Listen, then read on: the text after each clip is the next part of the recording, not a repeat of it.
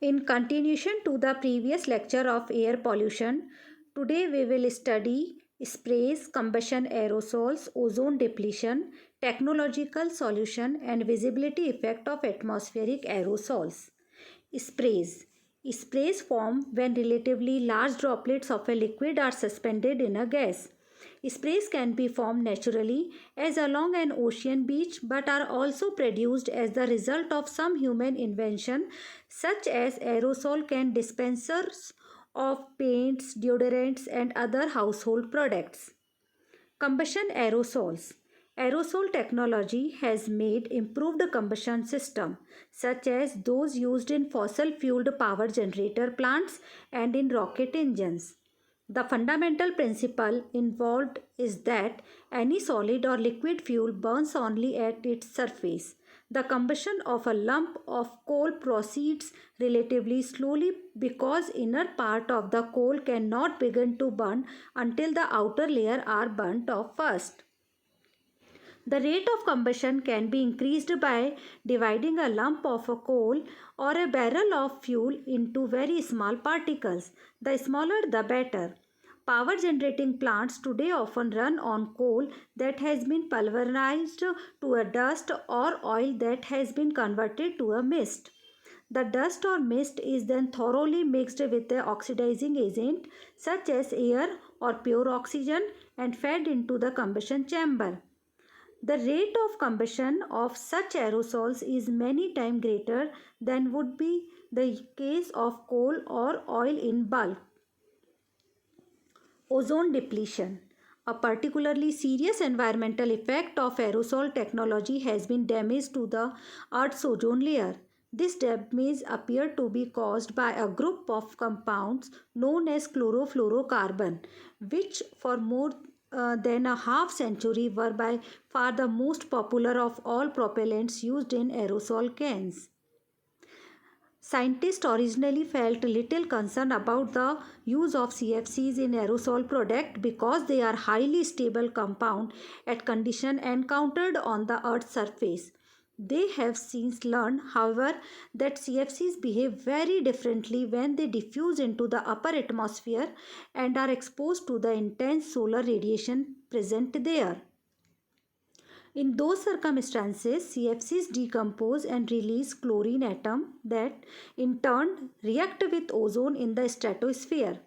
The result of this sequence of events is that the concentration of ozone in portions of the atmosphere has been decreasing over at least the past decade and probably for much longer.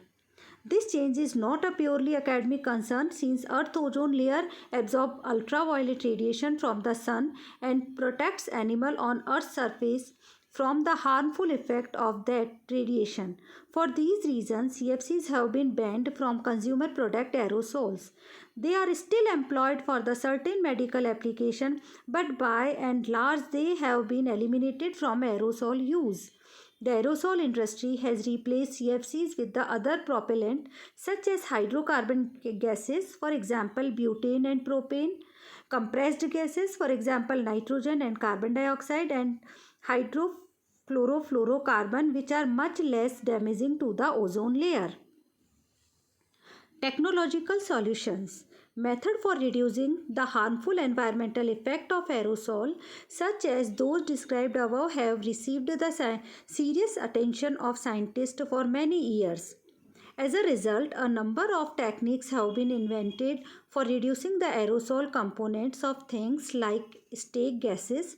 One device, the electrostatic precipitator, is based on the principle that the particle of which an aerosol consists, such as unburnt carbon in stake gases, carry small electrical charges.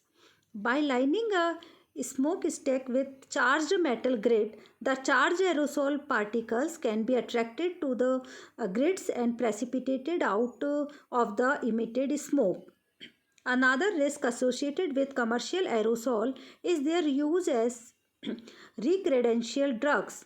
Inhalation of some consumer aerosol precipitation produce a wide variety of effects including euphoria, excitement and hallucination. Repeated sniffing of aerosol can result in addiction that can cause intoxication, damaged vision, slurred speech, and diminished mental capacity. If visible effect of atmospheric aerosol. The atmospheric aerosol degrades the visibility as a result of scattering and absorption of light by aerosol particles. The degradation of visibility caused by atmospheric aerosol is due to the extinction of light when the light passing through the atmosphere. Atmospheric aerosol play a central role in the process related to climate change and in air quality, which affect human health. Aerosol affect the Earth's radiation balance directly by reflecting solar radiation as well as indirectly by affecting cloudiness and cloud properties.